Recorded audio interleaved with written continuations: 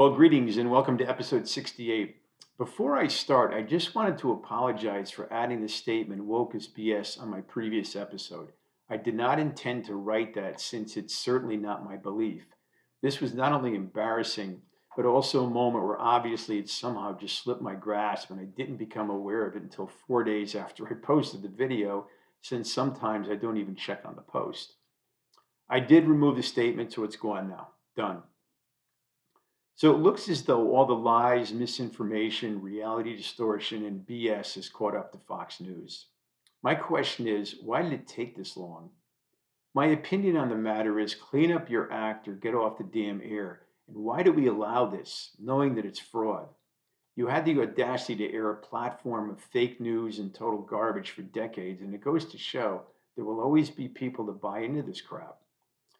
You've caused enough problems to our nation promoting deception and outright lies to people who don't know any better. And to be honest, and get sucked into this vacuum of deceit and betrayal. And to be honest, the people who went along for this ride were fooled, indoctrinated, and influenced to the point of no return. But maybe they'll wake up from the nightmare, and much of the fault lies with the folks who bought into this. You were duped and sold on an empty, corrupt, and immoral platform. Inevitably, you reap just what you sow. And to think all the billions of dollars they made on this gibberish with practically no basis in reality. And it's not just Fox News doing this. There are hundreds of ultra conservative online sites and various media promoting this drivel. Why don't you ask what the January 6th insurrectionists that are serving time in prison think?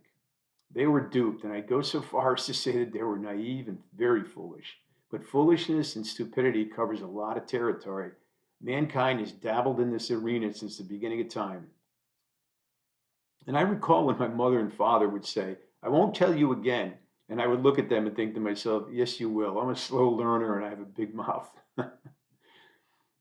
And I always remember Paul Rodriguez's comedy routine that states, you're in America now, speak Spanish. And he would hear white Americans on the elevator or on the streets claiming that Latinos speaking Spanish were talking about us. And Paul would say, we are. He was a very funny comedian that has disappeared, and it's a shame. I liked him. This memory popped into my head recently, and it was from our college days when my friend Kenny Strong, who was blind since birth, came down to West Haven just before he was being transferred to Albany, since sadly he was also an orphan and he was an absolutely wonderful guy. And he spent a couple of days at my parents' so we could go to the beach and spend some time together. Once he left, I never saw him again as he bounced around various locations where he could find a home. He was a fearless guy, which is not unusual for blind folks. But as we were in the water, I quietly told him that there was a shark next to us and to be still. He was actually quite calm, and then he smiled and said, are you up to your shenanigans again? I replied with a chuckle, and he resumed his love of the water. And I do miss Kenny. It's bizarre how, in our country, the legal system, the courts, the FBI, and police are so essential to our democracy. And I feel that they're about 50% of the solution and maybe 50% of the problem. And some folks believe that we're more of a representative republic, and I tend to agree. Democracy is losing ground in our country. And I realize that this matter is difficult to measure and interpret, which covers a wide swath, since most things in life are very complex and intricate. You want to learn the truth in life? Don't pass music by. You can throw compassion and humor into that mix too. While my son and I were struggling with a search for his apartment, I told him that the faster we get the paperwork done, the better off we are, since we had been struggling with our search for quite a while. And he replied by saying, luck is what happens when preparation meets opportunity. And naturally, I replied back by saying, evidently, we weren't prepared until now. And that's the way things go with me.